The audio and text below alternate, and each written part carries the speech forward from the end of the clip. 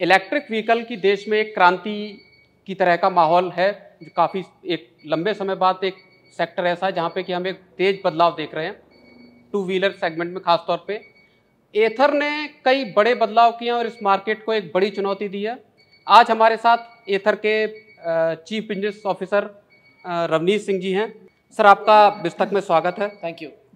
Sir, हम ये जानना चाहेंगे, एथर ने कुछ बड़े अनाउंसमेंट किए हैं जिसमें सॉफ्टवेयर अपडेट से लेके एथर 450X जो आपका स्कूटर है उसमें सॉफ्टवेयर से लेके हार्डवेयर तक के कई बड़े अपडेट्स किए हैं आपने, एक्सटेंडेड वारंटी दी है। मैं ये जानना चाहूँगा, ओला इस मार्केट में लीडर है टू व्हीलर मार्केट में, आप कैसे उनको कम्पीट करेंगे? आपके क्या प्लान्स हैं सर? देखिए हर मार्केट में कंपटीशन है, होता है, इस मार्केट में भी है।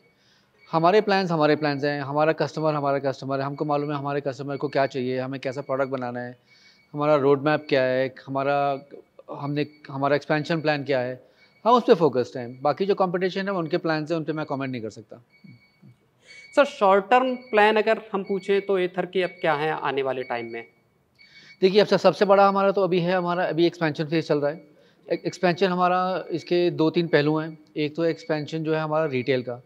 अभी हम कोई 75 सिटीज़ में हैं। ये साल के ख़त्म होते मार्च में कोई 95 में पहुंच जाएंगे।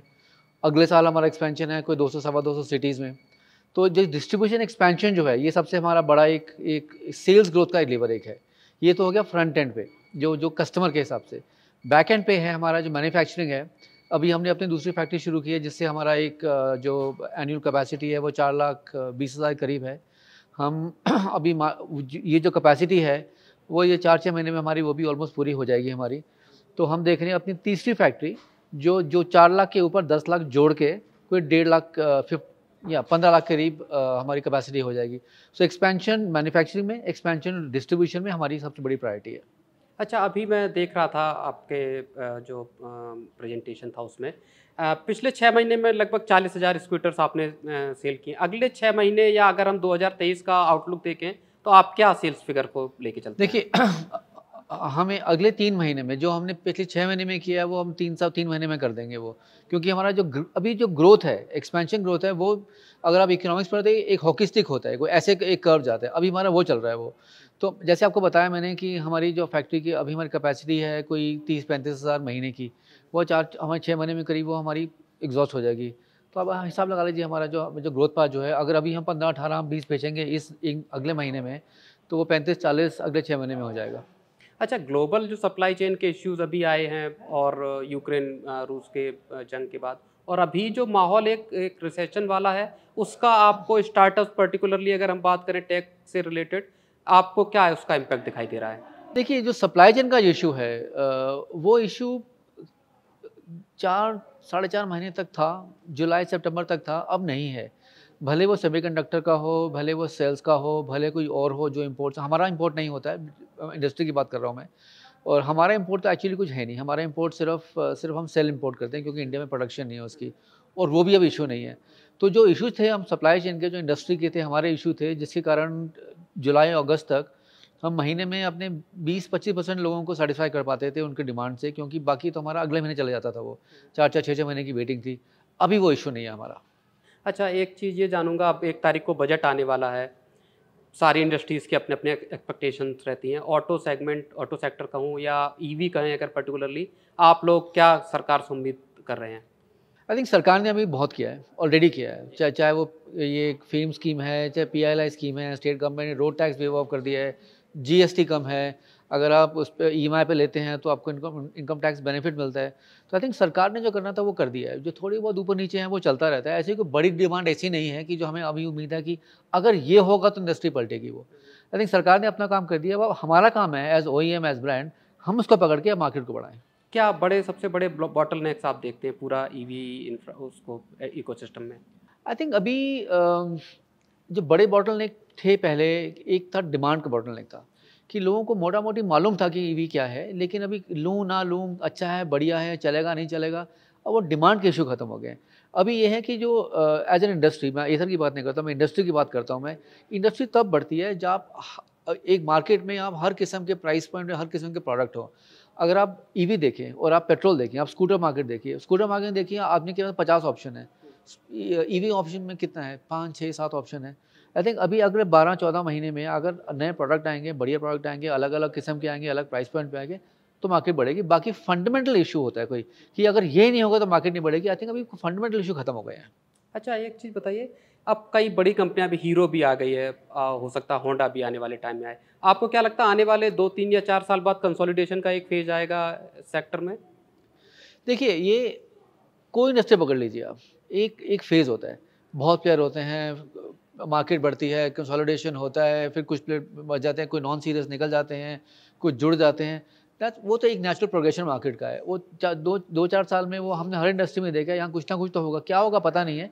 लेकिन जो अभी जो बड़े प्लेयर आएंगे, कंसोलिडेशन हो ना हो, मार्केट बढ़ेगी उससे, हमें उससे उम्मीद है। एक इलेक्ट्रिक व्हीकल के साथ एक इश्यू ये है कि उनके प्राइसिंग ज़्यादा है, 1.5 लाख के आसपास लगभग सारे वो उनका है, जो भी अच्छे ब्रांड है, आपका हो चाहे ओला हो। जबकि होंडा या दूसरे जो नॉर्मल पेट्रोल ड्रिवन व्हीकल हैं वो 80-90 हज़ार तक में आ जाती है। तो अभी जो 50-60 हज़ार का गैप है, और मान लीजिए अगर आने वाले टाइम में सरकार सब्सिडी को कम करती है, उस केस में क्या प्राइस इक्वल होने का देखते हैं आप कुछ, या कम होने देखिए, का? एक तो जो प्राइस है, ये प्राइस में थोड़ा ये परसेप्शन इशू भी है। अगर आप एक कोई अच्छा कायदे का 125 सीसी स्कूटर लेते हैं पेट्रोल का, तो वो 1 लाख 1 लाख 10 के करीब पड़ता है, क्योंकि जो आप स्कूटर लेंगे उसमें आप पैड लगाते हैं और मड फ्लैप लगाते हैं, जो लगा के मोटा मोटी आप 1 से 1 लाख 10 पड़ता है कोई अच्छा कोई कायदे का स्कूटर। जो अच्छा ईवी है, मोस्ट ईवी जो अगर आप देखें तो वो एक 20 एक 25 एक 50 की रेंज में है।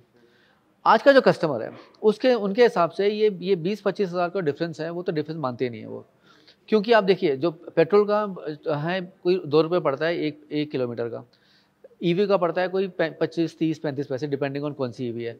अगर आपका 1.70 बच रहा है, 1 रुपया 70 पैसे पर किलोमीटर, आपने 10 चलाया तो 17,000 तो अब 1 महीने में 1 साल में निकल आया आपका।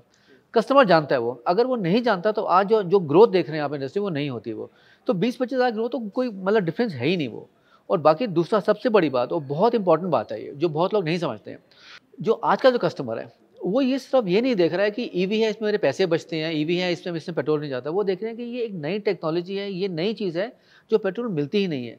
Touch screen dashboard, remote diagnostics, Google map, ये चीज़ें जो हैं, connectivity, cloud connectivity, app, scooter में कहाँ मिलती है कहीं वो। तो उनके लिए अपग्रेड है। और जब आप अपग्रेड करते हैं तो फिर आप ये नहीं देखते कि 5 है कि 10 है, वो फिर then you go all the way up. तो जो मार्केट बढ़ रही है वो लोग देख रहे हैं कि ये नई वेव है। अब आज की दुनिया पेट्रोल की है, कल की दुनिया इलेक्ट्रिक की है। और जो आज स्कूटर ले रहा है वो कल के लिए ले रहा है, वो एज अ टुमारो की कल की फ्यूचर टेक्नोलॉजी है ये। एक लास्ट क्वेश्चन आपसे पूछूंगा। एक भरोसे का सवाल बार बार आता, लास्ट ईयर हमने देखा कई इलेक्ट्रिक स्कूटर्स में आग लगी और इस तरह की घटनाएं आई। आप कैसे देखते हैं उसको, कि लोगों का भरोसा किस तरह से जीता जा सकता है इस सेक्टर में? देखिए, जो आग लगी वो इंडस्ट्री के लिए अच्छी बात नहीं है, क्योंकि लोगों का कॉन्फिडेंस प्रोडक्ट से गिरता है। लेकिन जो कस्टमर वो समझदार है। कस्टमर ये नहीं बोल रहे कि ये ईवी जो स्कूटर है या ईवी कोई प्रोडक्ट है वो खतरनाक है। वो जानते हैं कुछ ब्रांड हैं जिनमें आग लगी है, कुछ ब्रांड हैं जिनकी क्वालिटी का कोई इशू हो सकता है। तो ये इशू ऐसा नहीं है कि इलेक्ट्रिक ही रिस्की है, ये कुछ ब्रांड में या कुछ क्वालिटी इशू हैं इसके कारण है।